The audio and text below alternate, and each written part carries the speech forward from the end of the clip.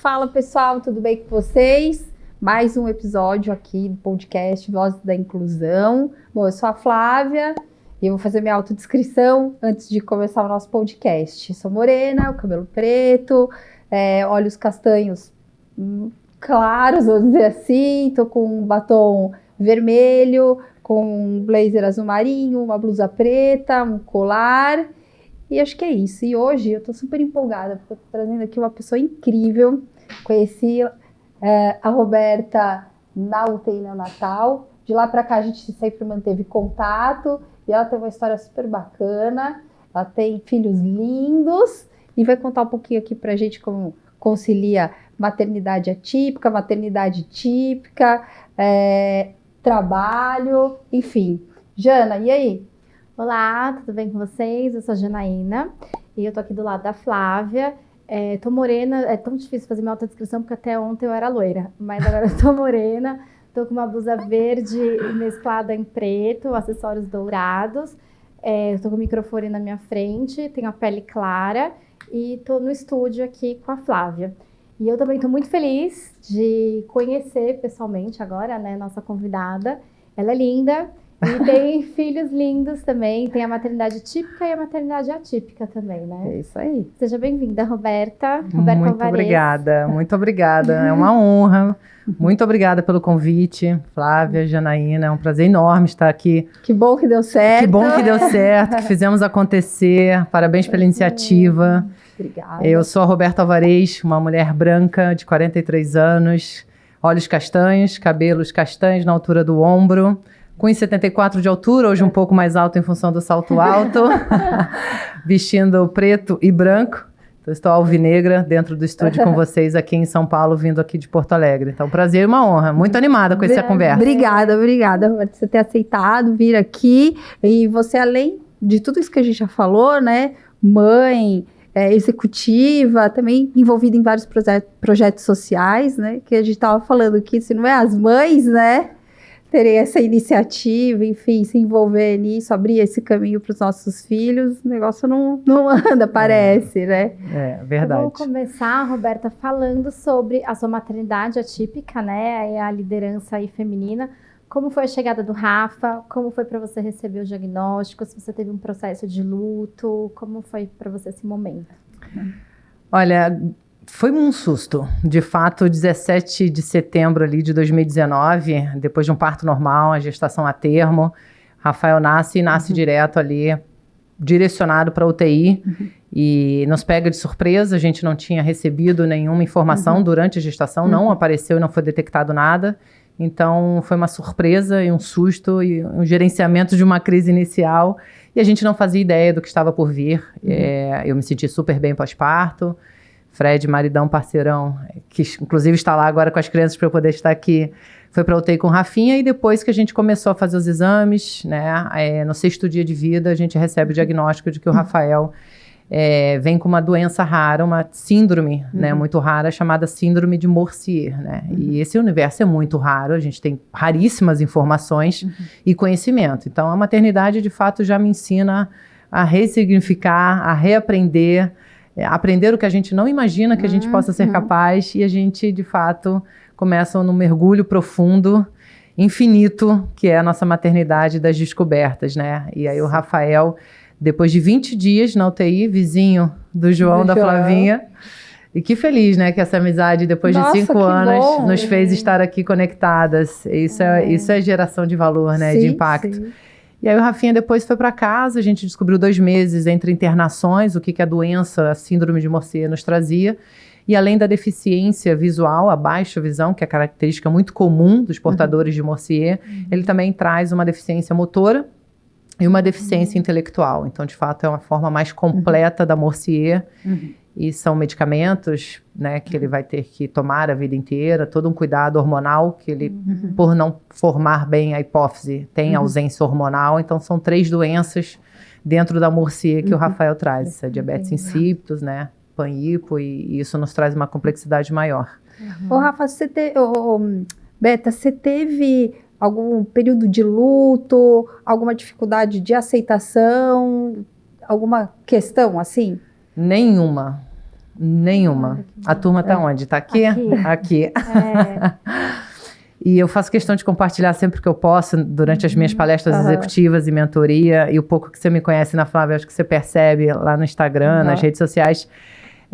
Eu sou uma mulher de muita fé, eu sempre fui. E meu marido também, o Fred também. Então a gente sempre foi muito forte com a notícia, com a situação, daquele cansaço de acordar cedo, à madrugada no banco de leite, que a gente era colega dali. Ia até as 10 da noite na UTI, né, onde a gente rezava e ia embora sem o nosso filhote no colo. Eram os momentos mais dolorosos, né? A gente voltar para casa sem o nosso filho. Só sendo mãe de UTI, para entender outra mãe de UTI, né? Mas desde o momento que a gente recebe o diagnóstico, desde o momento que a gente passa a ter essa rotina na UTI, a gente se uniu muito e se apegou na fé. Então a gente ouvia muitas músicas espíritas, tranquilas, né? Enfim, momentos de paz e de reflexão, assim, onde a nossa fortaleza vem da fé, da gente saber que a gente precisava caminhar e que Deus aos poucos ia calçando o chão. Você foi mais prática também, assim, agora o que a gente vai fazer? Vou estudar sobre isso e Deus preparou isso para nós e a gente vai seguir dessa maneira, né? Exatamente. E assim, vou te falar uma coisa que eu fico feliz de ouvir isso de você, Beta, sabe por quê? Porque às vezes eu me sinto um peixe fora d'água, porque muitas mães têm uma questão com a questão da aceitação do diagnóstico, o luto, que é completamente normal, né? Ainda mais quando você não está esperando uma notícia, enfim. E a Jana sabe, eu até falo no livro que eu nunca tive uma questão com a aceitação de diagnóstico do João, de qualquer processo que ele teve no início, quando nasceu, né, que não foi nada fácil, foi muito grave, e depois com o diagnóstico do autismo e tal, porque eu sempre tive um apoio na fé, né, ali também a parceria do Gui e da nossa família, no sentido de, vamos em frente, vamos, o relógio tá para frente, não é para trás, né? Então, eu fico feliz de ouvir isso, porque, de fato, não é fácil, não significa que a gente está falando aqui que a gente não teve problema de aceitação, que não seja fácil. É um processo difícil, né? Já foi ao contrário. Exatamente, cada um tem o seu processo, mas eu tô me identificando aqui porque a maioria tem essa questão, né? Inclusive, quando perguntavam para mim o que ele tem, que assim, atraso, não anda, não fala, não sei o quê, é normal da prematuridade, Então, assim, eu interiorizei o que os médicos ali me falaram, que ele poderia ter um atraso normal da prematuridade. Eu acreditei nisso e não queria acreditar quando eu descobri praticamente, né, que na verdade o diagnóstico já existia, mas eu não queria aceitar que a leucomalácia era paralisia cerebral. Então eu demorei muito para verbalizar isso, foi bem difícil para mim. E aí foi um processo de terapia longo e não que eu demorei para aceitar isso, que também precisa separar, né? Não é que eu demorei para aceitar o meu filho. Demorei para... Não, sempre aceitei e amo ele incondicionalmente, mas demorei para entender tudo isso. Entender o que de fato a gente tinha. É a vida virada de cabeça para baixo. Isso. E falemos a verdade, ninguém deseja um filho ou uma pessoa com deficiência. Sabemos de limitações, né, de acesso, da questão de políticas públicas. A gente sabe de todas as barreiras e muros que a gente tem, principalmente em um país que ainda tem uma longa jornada de evolução nesse sentido, quando a gente fala de diversidade e inclusão. E por isso que eu já dou parabéns por termos o Vozes da Inclusão como uma baita iniciativa de amplificar o tema inclusão, muito mais do que diversidade, muito mais de cotas, respeitar as pessoas com deficiência, como todas as outras. Né? Ainda ontem eu palestrava e mediava em um evento de saúde mental a conexão com a inclusão. Não existe saúde mental sem inclusão. Sim. E somos todos especiais, e ainda assim a gente escuta que as pessoas com deficiência são especiais. As pessoas com deficiência são pessoas com deficiência. Especiais somos todos. E quanto mais simples... Somos únicos, né? Somos únicos, né? Somos raros e não somos poucos, né? Então que a gente possa falar mais das doenças raras, que são em torno de 13 milhões de pessoas, para que a gente tenha uma ideia aí para a turma. A gente fala que doenças cardiovasculares atingem em torno de 14 milhões, então as doenças raras com 13 milhões não estão distantes. Então por que a gente fala tão menos das doenças raras? Então que a gente possa amplificar essa causa, esse tema, falar de inclusão de forma muito mais leve, muito mais natural, muito mais simples do que muita gente possa imaginar. Então É o que é e fazer dar certo com o que a gente pode, né? E as suas filhas hoje, elas estão com quantos anos? 4 anos. 4, o Rafa 5. 5 então, assim, é um anos. privilégio para as meninas também crescer como uma criança com irmão com deficiência, né? Sim. Isso é muito bom. Então, assim, a inclusão já vem de casa, a naturalização da deficiência já vem de casa. Para elas, como que é essa relação com o Rafa? Olha, e a gente conversava há pouco, né? Que é raro, depois de uma criança rara, você pensar em um segundo filho. Sim. Óbvio, porque tem todo o susto, tem investimento financeiro, tem investimento de tempo, de energia. Tem a questão psicológica da gente, é óbvio que são exercícios adicionais que a gente não imaginava que teria que gerir, né?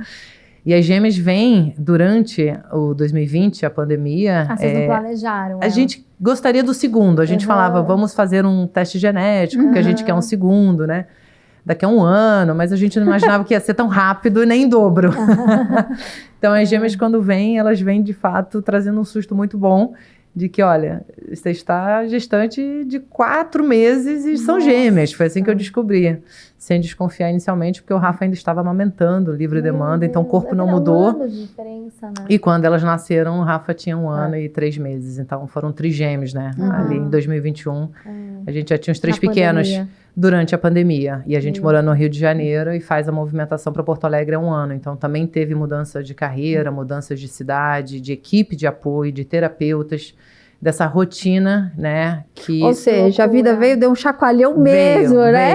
Veio. Então elas cresceram com o Rafa, assim, para elas é normal. Normal, mesmo. totalmente. E a gente falou isso, Janaína, é bem bacana você tocar nesse ponto, que já falamos isso lá em casa. Que bacana que essas 2 gurias terão a chance e oportunidade de lidar com a diversidade e inclusão desde sempre, em casa. Então, assim, a questão do respeito, da empatia, do compromisso, né? Do olhar genuíno para alguém que está ali, independente das limitações, isso é muito bacana, né? Nenhuma sala de aula, nem empresa vai dar isso para elas. Não vai dar. A gente fala muito a respeito da inclusão e a educação vem de casa, a inclusão vem de casa. Então, assim, na leitura, né, na conversar com o seu filho, que não pode falar da aparência das pessoas, que cada um tem uma cor, que cada um fala de um jeito, que cada um é diferente. Então, isso é muito bom, né? E aí, elas crescendo com o Rafa, e elas vão estar ali na linha de frente, defendendo o irmão para sempre. E numa via reflexa, a sociedade que elas vão estar inseridas, escola, amigos que elas vão fazer e tal, vão também ter a oportunidade, né, de ver a questão da inclusão das pessoas com deficiência, das famílias, conversarem sobre isso, entenderem cada um de uma forma, né? O Rafa vai à escola? Ainda não. Ainda não, mas as meninas estão... Sim. Elas já estão no 3º ano, né? Fizeram 1 ano no Rio de Janeiro, a gente se mudou ano passado para Porto Alegre, fizeram 1 ano no maternal e agora estão já quase saindo do infantil aí no final do ano.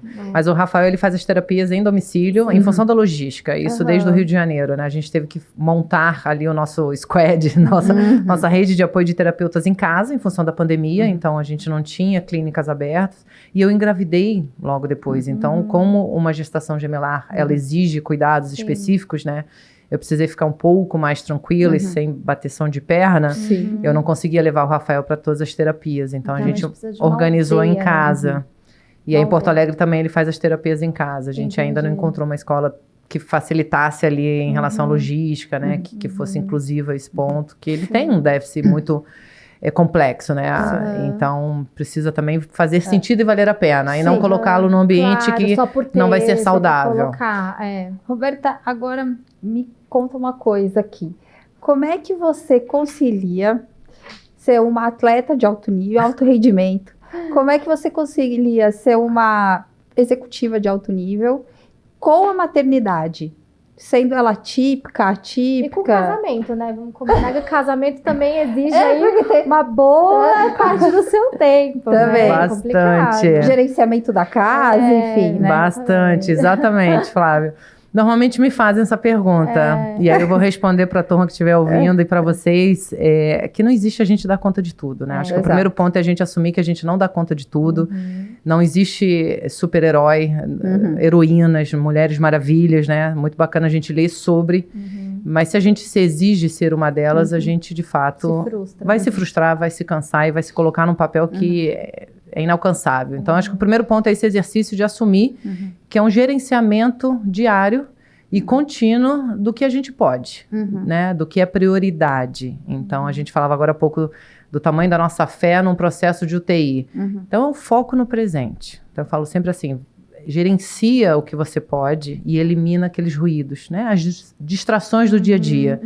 Então, se a gente não pode dar conta de tudo e não vai, o que é importante? O que é prioridade? Para a gente estar, de fato, 100% no momento presente. Então, quando você fala, pô, como é que você consegue treinar? Você faz prova de longa distância? Eu não abro mão do esporte. E aí, eu tô no esporte, eu estou ali, 100%. Né? Eu não fico mexendo ali no celular, eu não me distraio nas redes sociais, eu não fico preocupada em casa. Então, eu me organizo para ter ali meus 40 minutos, para liberar meus neurotransmissores, minha dose diária da dopamina, ocitocina, serotonina e endorfina, que é necessário. Garanto uma dose diária da dose, que isso me faz ficar bem para todas as outras frentes e pilares. Então, é um gerenciamento contínuo da rotina, de prioridade, de disciplina. Gestão do tempo, ela exige. Então, a gente ser muito focado no que de fato importa. Isso me ajuda muito. E deixar quebrar alguns pratos, né? Tá tudo bem. Equilibrar todos. Não vai, exato. A hora a gente vai priorizar mais a família, tem momentos que é mais a carreira. Essa semana é um baita exemplo. A gente está aqui em São Paulo e Seus nosso filhos time doentes. lá em Porto Alegre. Então, né, para sair, para viajar, tem um planejamento, tem organização, tem a combinação com o Fred, com o marido, com a equipe de apoio. Ainda que as gurias tivessem feito febre, é preciso seguir. Então, se é importante para mim participar de eventos, de treinamentos, de estar aqui com vocês, é importante para mim e é isso que eu assumo e é isso que eu busco. Então, não abrir mão do que faz bem. E é importante para eles também, Sim. né? Ver a mamãe trabalhando, a mamãe ali, e assim, pro Rafa, tipo, minha mãe tá ali na linha de frente por mim, né? Porque você tá ali trabalhando por eles também, né? Sim. A gente É muito acha bom. que eles talvez não tenham um entendimento claro, obviamente, pela Sobre o idade trabalho. e também, né? Sobre essa questão da gente sair, trabalhar, fazer as coisas, mas tem um entendimento, parece que sentimental, assim, Sim. né? Uma admiração que vai além desse negócio de falar, não, minha mãe tá saindo, trabalhando, voltando. Eu sinto isso, E eu também acho que... de mistificar, por exemplo, assim, antigamente, o povo fala assim, a mamãe precisa trabalhar para ganhar dinheiro para comprar suas coisinhas, mas não é por isso, eu tô saindo para trabalhar porque eu gosto e porque eu preciso, Sim. porque é importante trabalhar, né, porque eu gosto, eu tô indo fazer uma unha porque eu me sinto bonita, porque eu gosto, eu quero ficar bem, eu tô saindo com seu pai para jantar, e mamãe fica aqui, não, hoje é o nosso dia, a gente vai sair junto, né, porque senão fica aquela culpa de mãe, né, aquela coisa, e os nossos filhos é isso, vão crescer, né.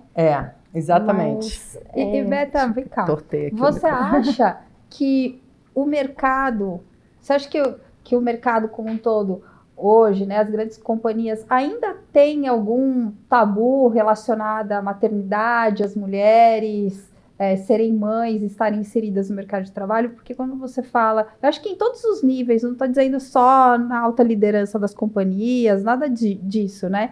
Todas as mães têm demandas e tem pessoas alocadas em todas as esferas aí do mercado de vamos trabalho. contratar um homem porque a mulher... Você acha que ainda tem? Tem muito. Como executiva de gestão de pessoas ali da área de RH, a gente fala muito. E nós entrevistamos também, então estamos sempre nos relacionando com esses processos de atração de talentos, enfim, recrutamento, e a gente percebe, tem um longo caminho a ser percorrido em relação a isso. Existe muito preconceito. E a gente tem que aceitar que só depende da gente também fazer por onde. Acho que tem um ponto assim de protagonismo, de dose de coragem muito necessário em nós mulheres, né? Independente de mães ou não, existe com mulheres alguns preconceitos, alguns vieses e algumas barreiras adicionais. Dito isso, o que a gente faz para atuar?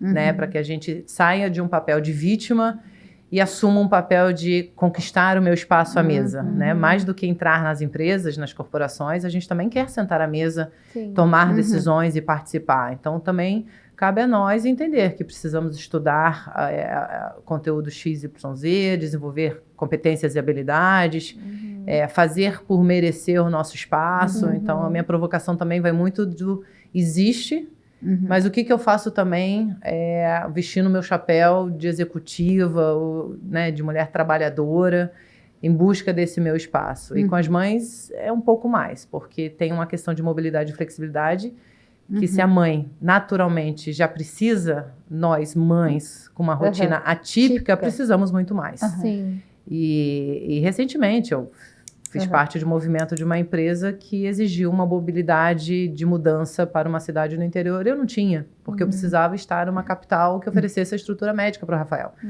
Então, eu e Fred, a gente tem né, os interesses de atuar e morar em capitais em função da estrutura que a gente precisa, né? Se eu pudesse não precisar de fisioterapeuta e de hospital, eu não precisaria que um remédio chegasse rápido, mas eu preciso, é o que é. Então, essa falta de mobilidade me levou a ser desligada da empresa, numa posição de diretora executiva de recursos humanos.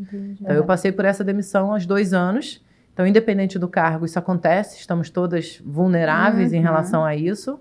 E dito isso, a gente entende, tá, onde é que então eu vou funcionar melhor, em que contexto, em que empresa, como é que eu me conecto com a empresa, que valores que a empresa tem que eu consigo me conectar para eu poder, de fato, desempenhar e contribuir, né? E isso depende muito dessa conexão com a cultura, com a empresa, com essas decisões que a gente toma de carreira. E se você pudesse dar um conselho para uma mãe que tivesse que escolher entre a carreira ou ser mãe? Assim, né? Acho que é difícil, né? Essa pergunta de escolher. Eu acho que depende também da posição que ela tá. Exato.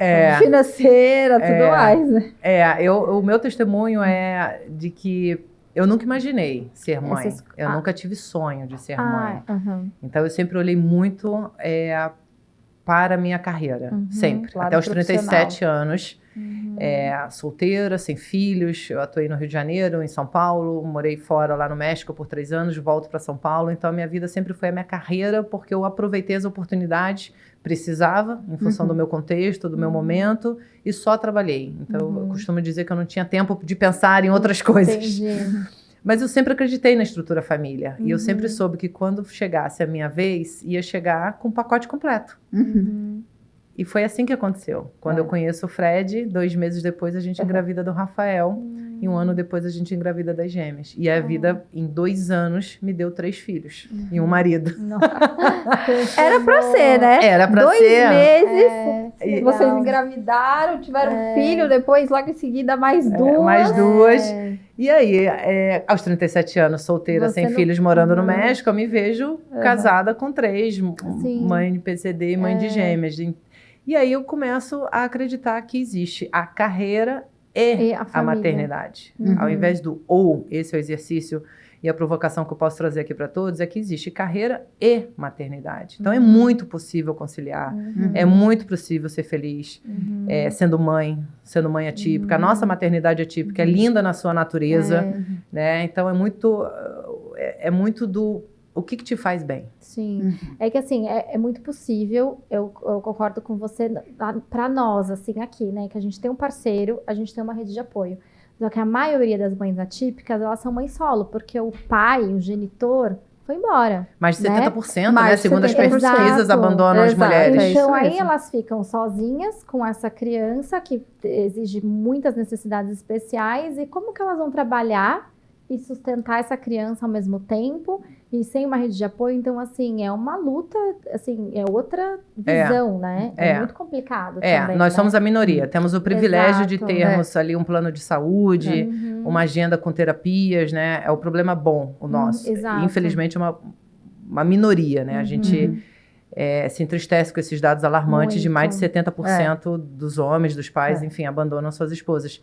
E, ao mesmo tempo, se essa mulher não trabalha, ela não banca essa vida. Isso. E ela adoece muito, porque ela vai se abandonar, ela vai abrir mão dela e a saúde mental dela se compromete. Então, mesmo ela, que não é a mulher executiva, né, de São Paulo, que tem esse privilégio, se ela se esquece, se ela abre mão dela, ela não vai sustentar a criação do filho dela. Então, ela, e principalmente ela, que não tem a rede de apoio, precisa olhar para dentro e entender o que me faz bem, o que é inegociável, o que eu não abro mão, aonde é que eu posso ter essa ajuda, se é da família, se é do vizinho, se é da creche, né, se é do Estado, se apoiar em grupos e redes de apoio. Você colocar a máscara de oxigênio nela primeiro né? nela. A máscara de oxigênio sempre na gente, para a gente depois querer salvar alguém, poder ajudar alguém. Então, mesmo essa, que excelente ponto que você traz, que é a maioria que não possui esse privilégio de ter uma rede de apoio, precisa se conhecer, precisa se amar primeiro. E é um desafio absurdo, porque a gente tem desafios todos os dias, né? Sem Como se a dúvida. maternidade já fosse algo muito fácil. A gente encontra barreiras atrás de barreiras, né? Para ter Sim. acesso à dignidade. Mesmo nós, com todos os privilégios, a gente vive lutando, Sim. né? A gente Sem luta dúvida. com convênio, a gente luta na escola, a gente luta com as terapias, Sim. a gente luta para ser aceitos, né? Sim. Então, E no assim, dia a já é dia, uma com as luta, crianças com as mesmo, Meu né? próprio exemplo, eu fui desligada Exato. de um cargo de diretora de RH. Por quê? Aham. Porque eu preciso de uma agenda mais flexível, em Sim. função de algo que eu não comando, de que eu não exatamente. peço, Isso. mas simplesmente preciso aceitar que eu tenho que lidar. Então, Isso. essas resistências culturais, elas são muito fortes. São. E elas nos enfraquecem muitas vezes, se a gente se permitir. E, na verdade, Beta, eu não sei se você vê isso, e talvez você, por estar na liderança aí na gestão de RHs e tal, consiga ver e talvez transmitir isso para as companhias. Na maternidade atípica, a gente desenvolve muitas habilidades. E isso é um diferencial que as empresas poderiam enxergar nas mulheres também. Eu mesmo, depois que eu me tornei mãe, e mãe atípica e tal, eu vi o quanto eu cresci o meu lado profissional. É incrível isso, mas é a forma que você tem, você enxerga as coisas de uma forma muito mais ampla, mais complexa, né? Às vezes você tem um olhar mais superficial, às vezes, e eu acho que isso, com relação ao trabalho, faz muita diferença. Né? Então, eu não sei se você consegue também ter essa visão, acha que isso pode... Flávia, eu acredito tanto nisso que se a turma me buscar ali no LinkedIn, durante o meu período de sabático maternidade, pós-Rafael, eu coloco que eu estava no sabático maternidade, desenvolvendo as competências e habilidades que a maternidade desenvolve, em plena rede social, profissional, e é por isso que eu falo da dose de coragem. A gente precisa assumir de que não tem vergonha em ser mãe, mulher, mãe atípica, escancar isso para o mundo, porque só escancarando e amplificando, né, a nossa voz a gente vai conseguir atuar e ajudar e contribuir para isso, para que as mudanças aconteçam, mas lá tem as habilidades e competências, porque a gestão de crise, ela é contínua quando a gente é mãe. Exatamente. A comunicação, o poder de influência, a negociação que a gente precisa o tempo inteiro, a resiliência da gente buscar nossos direitos, da gente acordar firme e forte, encarar essa jornada. Então, essas competências e habilidades que a gente desenvolve, né, nenhum outro trabalho vai desenvolver como a maternidade. E mais, a gestão do tempo, foco e prioridade, porque a gente quer fazer bem feito em um curto espaço de tempo para poder voltar para casa. Exato. Então, a gente vai ser extremamente disciplinado com o nosso horário, com as nossas entregas, né, com os nossos resultados, independente das empresas. Por quê? Porque a gente tem um mundo nos esperando. A gente não perde tempo. Exato. Então, acredito demais nas competências e habilidades que as mulheres, mães e mães atípicas, elas desenvolvem. Né? Nós viramos escritoras. A gente vai ser empreendedoras, exato, vai ressignificando. Além, né, gente... das atividades que a gente já tem. Eu Exato, continuo com o escritório e tal, então... A gente ressignifica muita coisa, aprende muita coisa, conhece muita coisa, né? Então, é isso, eu acho maravilhoso. A gente se reinventa, né? Reinventa. É uma jornada de ressignificar, de se reinventar, né, o tempo inteiro. Mas eu fico pensando também que tem um outro lado, às vezes, a gente voltando um pouquinho na saúde mental, né? Um burnout por conta dessa acúmulo de coisas, né? Você tem uma performance excelente no trabalho, você tem uma performance dá conta de tudo em casa. O que você me diz disso, Beta? O que você acha que a gente pode dizer? Como a gente poderia dizer para o pessoal que está ouvindo a gente, como identificar isso e trabalhar para que isso, né, não ocorra ou minimizar algum sintoma de burnout, etc. Esse é um baita tema. É um baita tema, Flávia. E passados esses 2 dias no evento sobre a saúde mental, a gente enxerga que somos muito superficiais nesse tema ainda. A gente acredita que qualquer palestra, né, qualquer treinamento de prateleira nas grandes empresas vai resolver o tema. Não, e a saúde mental é muito mais profunda e demanda muito mais conexão da gente no tema, né? E as pessoas não falam o que elas sentem. A maioria não fala. Não é escancarado, não é visível. A dor, ela é interna, né? Quando uma pessoa está ali nesse nível já de estresse, de depressão. Medo E a de gente- julgamento, talvez. Total. Essa segurança psicológica que a gente deveria criar nas empresas, nos nossos ambientes, para que as pessoas assumam com total vulnerabilidade, né, suas fraquezas, seus erros, seus desafios, seus medos e angústias, né, suas preocupações em casa. Isso a gente ainda tem um longo caminho a percorrer. Essa segurança psicológica, ela precisa ser trabalhada, criada e desenvolvida, né? Precisa ser genuína. E não porque é moda, não porque a gente acha, não porque a gente vê as pessoas falando. Volta atrás, né? Conecta. E aí eu fiz uma provocação muito bacana nesse evento, enquanto mediava esse painel, de estamos ouvindo as pessoas? Estamos nos ouvindo? Você acha que o maior erro das empresas é a gente, Não ouvi. como empregador, vamos dizer assim, não ouvir, né, não enxergar ali os colaboradores com relação a essa questão da saúde mental? A gente não fica confortável diante dessas conversas difíceis ainda. Então é tempo de assumir essas conversas difíceis. A gente precisa falar e promover esses espaços de segurança para que as conversas ocorram. E óbvio que tem muitos líderes e gestores ainda que fogem dessas conversas porque imaginam parcialmente o que podem encontrar e vão ter que tratar. Então, para a gente definir um plano de ação, para a gente corrigir, identificar os nossos riscos, a gente tem que parar e gerar esse ambiente onde a gente tem essa escuta ativa, onde a gente entenda pessoas com deficiência na empresa, como é que elas estão se sentindo, como é que é o acesso, e não é acesso físico, não é rampa. Sim. Quando a gente fala de ergonomia, não fala só dessa Sim. cadeira. Não. Então, é muito mais complexo. Então, a gente precisa querer conhecer, precisa entender das normas, a gente precisa entender que precisa criar esses ambientes mais seguros psicologicamente para tratar, de fato, a saúde mental como deve ser tratada. Então, e aí trazendo dados aqui, problemas relacionados, Flávia, que você trouxe à saúde mental, em torno de 30% da folha de pagamento, mais de 50% de performance do faturamento das empresas. Então, assim, investir em saúde mental é investir na saúde financeira e na saúde operacional das empresas. Tão simples quanto isso. Eu acho que fica um pouco... não é... Fica um pouco de lado, porque eu acho que as grandes companhias sempre estão visando o negócio delas, né? O crescimento do negócio. E ainda gestão de pessoas é uma questão que tem que ser ainda muito trabalhada. Muito. E principalmente com dados. Porque no momento que você mostra para uma empresa que ela está perdendo dinheiro, mais de 50% do faturamento dela, em casos de desengajamento, né? Vamos dizer assim, o turnover, que é o principal indicador, as pessoas pedindo demissão, ou a gente desligando as pessoas.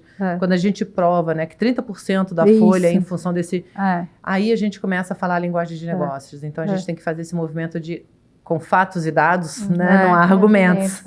Então, por isso que esse despertar, né, da consciência de como é que a gente pode atuar, ele tem que vir muito bem embasado. Porque a gente vai negociar, a gente vai influenciar, mas a gente está falando que não é simples, não é fácil, não é trivial. Então a gente precisa estar muito bem embasado para que a gente possa influenciar, fazer as pessoas pensarem, né? Sim. Porque influenciar é fazer as pessoas pensarem a respeito. É aquela Essa coisa, é a verdadeira né? influência, né? Fazer as pessoas pensarem a respeito. Não as dancinhas. do Mas TikTok. é aquela coisa, né? As empresas focam na área comercial delas, enfim. É que o jurídico, hoje em dia, óbvio, é essencial dentro de uma corporação, de uma empresa e tal. Mas antigamente o departamento jurídico ele era visto como um gasto e não como algo que trazia dinheiro para dentro da empresa. E isso tem várias áreas ainda, né, que são prejudicadas por conta disso. O próprio RH é uma área de suporte. Exato. Então, se a nossa área de gestão de pessoas não demonstra e não convence com os dados, ela não vai ter voz, não vai mudar o ponteiro. Né? E tem empresas que são transatlânticos em função de tamanho, complexidade, faturamento, cultura, né? A questão de logística, distância. Então, tem N fatores que dificultam esse processo. Exatamente. E conta um pouco pra gente do seu projeto também na Casa dos Raros. O que traz a Vamos inclusão sair do corporativo. do corporativo. A gente vai e volta. Casos dos Raros, é uma delícia ser parceira, voluntária. Agora entrando um pouco mais até na área de RH, que a turma me pediu esse apoio, né? Com a consultoria assim, de RH para acompanhar os processos de políticas lá com a turma, que tem feito um trabalho lindíssimo, né? A Casa dos Raros, localizada em Porto Alegre. Completamos agora 2 anos de vida. É o primeiro centro de pesquisa da América Latina. Então a gente tem algo Nossa, só incrível. tem 2 anos? 2 anos. Olha isso. Ela nasce de uma parceria com a Casas Hunter aqui de São Paulo. Tá. Então, a Casa dos Raros, ela se dedica a, por exemplo, atuar no diagnóstico das doenças raras.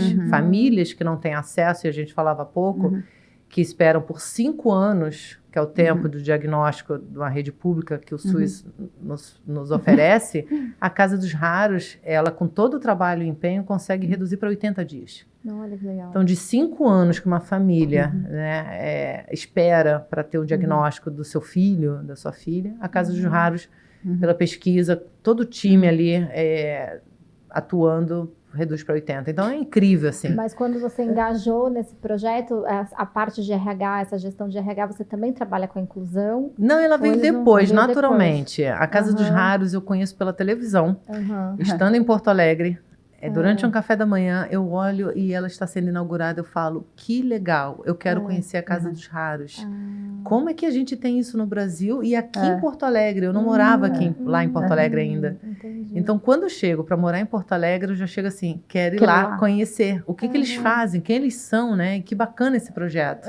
E, Beta, o pessoal de Porto Alegre, famílias de Porto Alegre que possam estar nos assistindo, tem eventualmente uma criança que eles estão desconfiando, como é que faz? Leva a criança lá, como é que funciona? Ai, O meu acolhimento filho, de estou aqui vocês. atrás de um diagnóstico, como é que Tem um funciona? formulário no site, a Casa dos Raros tem a página ali no Instagram, e ali no site também tem toda a explicação do processo, né? Tá. O primeiro é a gente fazer um contato, preencher um formulário, que é como uma anamnese Tá. ali, é um formulário de interesse. E aí a Casa dos Raros vai receber esse formulário de interesse, vai avaliar e depois começa o processo ali. Então Tem tem algum tratamentos, zero. Mas não precisa Completamente Não, e voluntário. não precisa ter só em Porto Alegre. Uma pessoa de outros estados podem procurar também. Inclusive né? fora do Brasil. Ai, Recentemente, que legal. Ah, que a gente bacana. viu uma família Colômbia, Venezuela. Ah, bacana. E o site é www.casadosraros. Esse...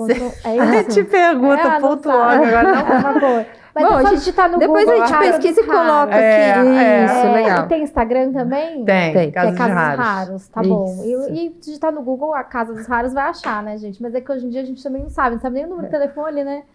É difícil mesmo. Nossa, eu não sei, decoro o número de telefone. cdr.org.br, tenho Tá. quase certeza. Aham. Mas ajuda depois. Ó, É CDR, Casa dos viu? Raros? Olha, acertei, Boa. ó, cdr.org.br. Ah, ok. E ajuda depois do RH veio naturalmente, porque o professor e a turma me vendo como voluntária, como uma mãe rara, de que amplifica essa voz, né? E eu comunico, e eu compartilho, e eu falo com muito orgulho, porque é um baita centro de pesquisa que a gente tem ali ao nosso alcance, sabe? Então é um trabalho muito bacana que a turma faz, assim. E naturalmente, né, eu Eu vi atuei... no seu Media Kit exatamente isso, né? Que você falou agora sobre a maternidade abrir o leque praticamente. Você atuava em uma área, né? Já palestrava e agora amplificou seus assuntos, né? Então agora você pode palestrar sobre a inclusão, você pode palestrar sobre os raros, você pode Maternidade agora atípica, enfim. Isso. Aumentou muito, mas as empresas te chamam para falar sobre inclusão nas empresas? Sim. Sim, Essa olha que palestra legal. essa semana, por acaso, foi exatamente isso. Ah, isso é O meu maravilhoso. motivo principal, além de estar aqui com vocês, foi um convite por mediar um painel, um evento de saúde mental, para falar da saúde mental com a inclusão. Então, eu me senti num lugar de muito privilégio de poder amplificar a nossa voz, de poder dar o meu depoimento como mãe rara, né, de toda a experiência e rotina que essa dedicação de fato nos exige. Então foi um Isso prazer é enorme. né? Porque falta um pouco, né? Contratar pessoas com deficiência nas empresas, né? E não é só contratar, você tá falando só por a rampa, né? Tem que ter toda uma estrutura, né? Não é ele vai trabalhar aqui porque aqui é térreo, mas assim, e o plano de crescimento, de carreira dessa pessoa, né? A gente até falou sobre isso com a Renata também, né? Contratar por cota não é inclusão. Exatamente. Se você acha que você está incluindo porque contrata por causa da cota, não é inclusão, é muito mais que isso. O que você acha que falta no Brasil ainda, Beta, para que a gente seja um país, uma sociedade mais inclusiva? Flávia, eu acho que acredito demais que é preciso a gente conviver para a gente poder entender. Então, conviver com as deficiências para a gente entender. Esse é o primeiro passo, né? Conviver para entender. E é preciso entender para incluir. Então, enquanto a gente não conhecer, enquanto não tiver esse interesse da gente buscar, da gente entender que é natural um processo, não vai acontecer. A gente vai contratar por cota, acreditando que contratação por cota é inclusão, e não é. Não é. Então, é um interesse genuíno, né, nas pessoas. Eu acredito demais no ouvir, da gente fazer o básico, né? A gente fala tanto agora, NR1, fiscalizar a empresa, saúde mental é o tema da moda, né? Os colegas ali, saúde e segurança do trabalho, do RH, super preocupados, e auditores fiscais, o que vai ser? Nada. A vida vai seguir igual dia 27 de maio. Se a gente não entender que a gente precisa entender as normas, né? E tomar decisão com base nas normas, nos embasar tecnicamente, não adianta essa preocupação. Então, o famoso arroz com feijão, o básico, de ouvir as pessoas, de identificar os nossos riscos, né? E tomar, de fato, decisões conectadas, entendendo as normas. As respostas estão ali nas normas, a gente escutou isso também de auditores. Não vai. Então, esse interesse genuíno da gente servir. Eu acredito demais no ouvir, nessa escutativa, no interesse e no servir. Se a gente fizesse isso, a gente resolveria muitas questões. Eu acho que em ouvir toda... é diferente de escutar, né? A gente tá ali assim no automático. Você tá me ouvindo? Mas você não tá me ouvindo, né? Eu acho que todas as áreas da sociedade, vamos colocar assim, deveria ter um grupo de pessoas ali, né? Formando, tipo... E não só das pessoas com deficiência, mas aqui a gente, como a gente está falando, né, o nosso core aqui é falar disso, mais grupos. Então, na escola, mães que têm filhos com deficiência, vamos formar um grupo, vamos escutar quais são as necessidades, o que a gente pode levar para os pais típicos, para eles passarem para as crianças para fazer inclusão entre os amiguinhos, né? Então, todas as camadas da sociedade deve ter um grupo de escuta de pessoas formadas por determinados grupos para que a gente promova verdadeiramente a inclusão, né? Não adianta a gente só falar a inclusão da boca para fora, não é a inclusão, né? Vem cá, eu vou te dar um abraço. Ai, olha, você, mãe atípica, parabéns, que lindo o seu trabalho. Mas vem cá, você convida aquela mãe para alguma coisa? Você já perguntou, olha, como é que eu posso fazer para te ajudar alguma vez? Ou posso levar o seu filho para brincar com o meu? Deus, como é que funciona, né? Criança para quem, né, sabe, você é forte, você é guerreira, né? Mas assim, não somos amigas. Então, assim, vai muito além do falar que é inclusivo. E até a gente teve um convidado aqui, ele falou uma coisa que eu achei muito interessante, que é o Guilherme Bara, não sei se você conhece. Conheço, super fera, sou fã, sigo também, aprendo muito com ele.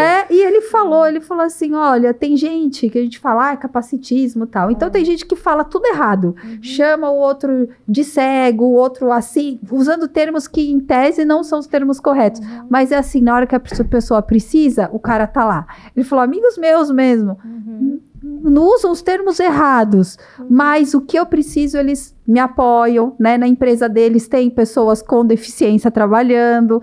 Então, é assim, eu acho que a inclusão ela tem uma questão muito mais abrangente, né? Do que falar só que você inclui, que você abraça a causa, né? Ou usar corretamente as palavras, que de fato tem muitos termos mal colocados, assim, a gente mesmo deu um exemplo aqui do especial, mas essa atitude, né? A atitude vale muito mais. Esse caráter, isso vem de dentro, né? Isso não ensina. E essa educação, respondendo a tua pergunta também de o que falta para o Brasil, é educação. Se a gente fizesse o básico, que é respeitar, que é ouvir, ter esse interesse genuíno, olhar para as pessoas, né? Pedir licença, obrigada, perguntar se está tudo bem, por favor, é o básico. Exato, então, assim, é educação. Esse longo caminho, ele está centralizado ali. Não tem problema em errar, né? O problema é você não querer aprender, né? Você fala uma palavra, um termo que não é correto, mas como é que eu falo? Como que eu posso te ajudar? Como que funciona, né? Quais são as necessidades que o Rafael precisa? Eu quero convidar vocês para uma festa, mas aqui não é acessível. Você precisa de ajuda? Você precisa de alguma coisa, alguma comida especial? O que o João come? Eu vou comprar, né? Porque ele não come tudo. Então isso, querer estar com essa pessoa é procurar entender e procurar para você estar com ela, você inclui exatamente. E a gente, como mãe atípica, a gente não quer a pena, né? Não. De Nenhum jeito mãe, nenhum. pai responsável atípico. A gente não busca a pena, a gente É. quer a dignidade. Exato. Dignidade. Não precisa ter o letramento perfeito e saber que meu filho é deficiente intelectual e não retardado mental. Exato. Não precisa, tá? Vou te corrigir, vou. Mas mais do que Exatamente. isso, né, a tua atitude em incluir nos eventos sociais, né? A tua Exato. atitude em oferecer alguma ajuda, de ser flexível com a mãe que precisa de uma ajuda, né? Isso sim é que faz a diferença. A gente sabe que não tem cura o que os nossos filhos têm e a gente não busca a cura. A do Rafael, a gente busca uma evolução diária, conquistas. Então, Exato. lidar com isso é muito forte. A gente assumir de que não tem cura, que vão ser remédios para a vida inteira, que vai ser uma dependência, que se a gente pensar o que vai ser da nossa turminha se a gente não estiver aqui. Isso dá até um outro podcast. A gente evita porque isso é muito forte pra gente. Então, o que a gente quer? A gente quer que Respeito. facilitem a nossa vida com respeito e dignidade. Com as políticas públicas, com os acessos que todos deveriam ter acesso, independente das suas condições e limitações. Beta, eu queria... presentes pra te dar. Dá, depois eu quero... Ela deixa uma dica aí, pessoal. Eu vou te dar, porque a gente nem agradeceu os nossos patrocinadores. Então, eu vou te Ah, dar um então. presente da Easy Cosméticos, pra você continuar ainda mais linda e cheirosa. Obrigada! Que é a nossa patrocinadora, que deixa as mães Obrigada, aqui com um cuidado gente. maravilhoso. Olha que bacana. Aí eu vou aproveitar Vou então para adorar. agradecer Claro, a vamos lá. Tchex, que é o Sem nosso eles, estúdio a que gente não consegue tá grava. Agradecer a Easy, que eu agradeci. Agradecer a Fokids, que é a empresa de órtese, né? Que fica em São Paulo, que você falou que o Rafa usa as órteses, o Gabriel também usa. A Fokids fica em São Paulo. E é muito bom para a marcha das crianças. E eu quero agradecer também, eu gosto de falar aqui que ela é parceira do Gabriel, né? Que é a Flexcorp. Vocês conhecem a Flexcorp? Conheço, já escrevi para fazer um colete, já falei com elas, legal. ainda não fiz, porque a gente acabou se mudando e o Rafael não precisou, mas conheço. O Gabriel usa. Que legal, muito um baita bom trabalho na bacana. fisioterapia, muito. E eu acho muito legal a empresa da Andrea, não sei se você sabe, ela é mãe atípica também. Sim. E aí ela fez, a Flexcorp se reinventou através das necessidades do filho dela. Que Então bacana. eu acho muito legal. E eu preciso te dar um presente também. Tá que na é o lista, livro- a Flexcorp Tá na também tá na lista, assim como a botinha. né? E o livro do Gabriel, que é um livro que trata diversidade, inclusão, e aí a gente falou bastante sobre isso. E eu acho que para uma forma de naturalizar as diferenças é contar a história para as crianças, né? Mas eu vou autografar para os seus filhos e aí a gente vai. Aí eu te dou. Obrigada. E eu quero te patrocinadores, parceiros, obrigada por vocês e parabéns. Beta, eu quero também te presentear com o livro Orientação Familiar, volume 1, 2 e 3. Eu participei aí nos 3 volumes, a Jana participou comigo no 3º volume. Tem vários assuntos sobre educação infantil, desenvolvimento infantil. No último, a gente fala sobre os desafios da maternidade atípica, transformando os desafios em oportunidades, porque eu acho que é isso a nossa vida, né? E eu quero curiosidade do livro, te trazer... a maioria dos livros, as coautoras são todas mulheres. Todas, né? E aí no último livro tem um coautor menino, um homem. E eu acho muito legal, tá vendo? A gente tá falando tanto de equidade, de gênero, tudo. E todas elas aí empreendedoras. E esse livro também, uma outra curiosidade, é que ele é escrito...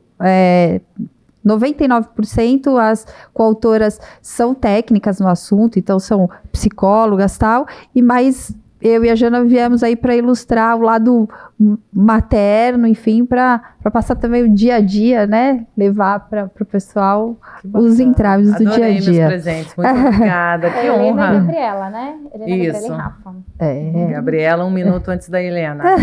A gente pergunta, quem nasceu Mas, primeiro? O Rafael, e depois a Gabriela. Depois a Helena. Muito obrigada pelos presentes, patrocinadores, parceiros, parabéns pela iniciativa. Obrigada, Baita Rafa. projeto bacana, Obrigada, muito orgulho de Beta. ter feito, dar certo esse nosso encontro. Nem fale, foi muito, muito bacana, mas eu quero que você deixe uma mensagem aí para o pessoal, para as mães atípicas que querem voltar para o mercado de trabalho, que querem também trabalhar, enfim, tentar conciliar a maternidade atípica com o trabalho, enfim, com a vida profissional. O que você falaria para elas, Beta? O primeiro ponto é não abrir mão do que te faz bem, seja o que for, mas o teu momento,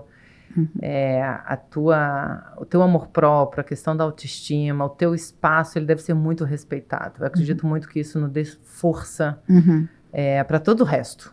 Então, assim, dentro das suas possibilidades, né, das suas condições, dos seus limites, reservar um espaço para você, ele é fundamental, para que a gente consiga lidar bem, lidar da forma mais leve, que é uma jornada que exige demais. É muito difícil, é desafiador, vão ter dias e dias, e a gente tem que se unir. Acho que esse seria o segundo ponto, é a gente procurar ajuda, é a gente entender que tem muita gente incrível que pode se ajudar, tem muita gente incrível que pode se conectar, tem muita informação bacana que a gente precisa ajudar a amplificar, né, e atuar nessa voz da inclusão. Então, buscar ajuda, se conectar, acho que é um segundo ponto. E o terceiro ponto para todos é entender que inclusão não é um favor, que inclusão é potência.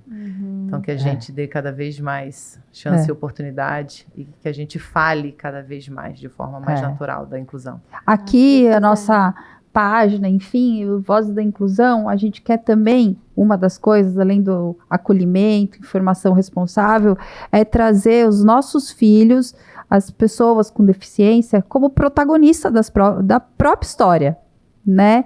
Não que sejam exatamente aquilo que você falou, coitadinhos, ai, tenho pena, tal. Não, eles têm a história deles, né? Cada um é cada um, assim como entre pessoas típicas, atípicas, cada um tem a sua história, a sua vida, e é isso aí, eles estão cumprindo o papel deles, a missão deles, para que eles vieram, né, e a gente tem sorte deles estarem ao nosso lado, e a gente poder ter essa responsabilidade de estar do lado deles, ajudando eles no que é necessário, como pais, né, e a gente captar toda essa energia, Eles têm o essencial, que é o amor. É isso aí, demais. Nosso, deles, família, né? Eles espalham amor para tudo que é lugar. Roberta, muito obrigada por ter vindo. Uma última coisa que eu queria falar, que acho que não sei se eu já falei, mas acho que eu nunca falei para você, que eu e o Gui, a gente sentiu assim essa conexão com vocês lá na UTI, e muito no último dia que vocês estavam, um dia antes da alta do Rafa, o Fred fez um discurso muito bonito agradecendo porque a gente passa por lá e muitas vezes os pais estão tão assim, tipo, desesperados com a situação dos filhos, tal, e a gente às vezes não percebe, né, o apoio que a gente recebe lá dentro e esquece de agradecer, quer mais sair correndo, e às vezes vocês, poxa, o Fred fez um discurso bonito e a gente via sempre vocês parceiros ali, e a gente falava, nossa, que bacana. Agradecer a equipe desde sempre, né? E que bacana, eles estão aqui, a gente via vocês também com esse otimismo, assim, então a gente se identificou, porque a gente estava ali também com o João, vendo sempre uma luz no fim do túnel. A fé. É isso aí. Então, é isso aí. Eu queria contar isso pra você. Obrigada. O Fred vai adorar. Ele comprou 2 super-heróis, assim, um girassol. E a gente colocou na sala de espera ali também, que era a sala que os pais, né, ficavam ao lado da UTI, esperar. Às vezes o quarto abrir, por qualquer emergência, os quartos também eram fechados, tinha algumas restrições de horário. Então, ali era onde os pais, né, os responsáveis, a família se encontrava. E a gente deixou lá com um bilhetinho. E isso marcou muito a gente também, porque... eles nascem ensinando, né? Então, assim, o fato da gente respeitar, da gente ser humilde, da gente pedir ajuda, da gente aceitar a ajuda daquele timaço que cuidou mais do nosso filho do que a gente mesmo pôde, porque a gente teve a distância física. Muito doloroso esse processo, então é isso que a gente precisa levar. Estamos aqui para sermos melhor, né? É isso aí. Se a gente não vive para servir, a gente não serve para viver. É isso aí. Eu fiquei feliz, porque eu saí em agosto e você chegou em setembro, né? Que bom que a gente se conheceu. Porque eu não ia conhecer ela. Legal. Obrigada, mais uma vez. Obrigada pela audiência, a todos os parceiros. Um privilégio. Beta, fala a sua página, como é que o pessoal te encontra, os seus serviços, o que você pode oferecer dentro das companhias, aí, as consultorias. Obrigada, Flávia. No Instagram estou como @betalvarez, no LinkedIn Roberta Alvarez, e eu atuo como mentora de carreira, palestrante executiva e como consultora da área de RH, gestão de pessoas.